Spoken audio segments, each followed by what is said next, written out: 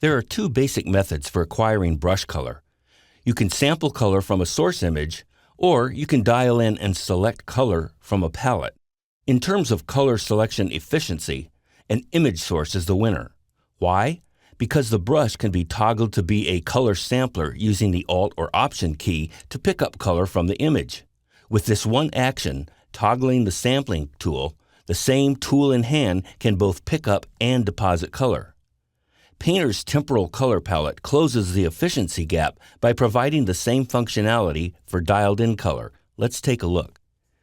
So as we looked at earlier, I can select and create various colors I want to work with over here in the color palette, and then once I've got that color, I can go in and start to apply it onto the image. However, it would be much more efficient if I could just get the color right on the image. And what I've done here is I've actually assigned the Option key to the front button of my Wacom tablet. So rather than having to hold down the Option key, I can just press that button and now it turns instantly into a color selector.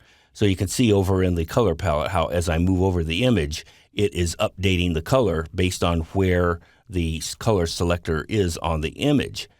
What I've done also is I've taken the back button and I've assigned the temporal color palette to it. The three-finger combination that you can use here is the Option, Command, and 1 key. In Windows, that would be the Alt, Control, and 1 key.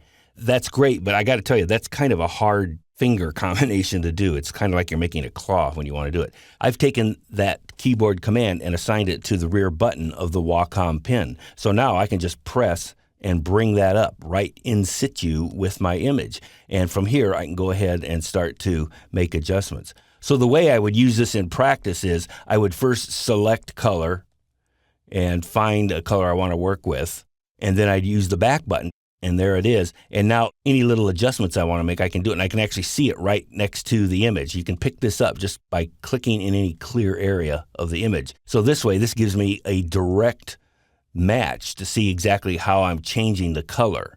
The other thing you can do is if you click on the edge here, you can resize this. So if you want a larger color display, just clicking on that edge will get that for you.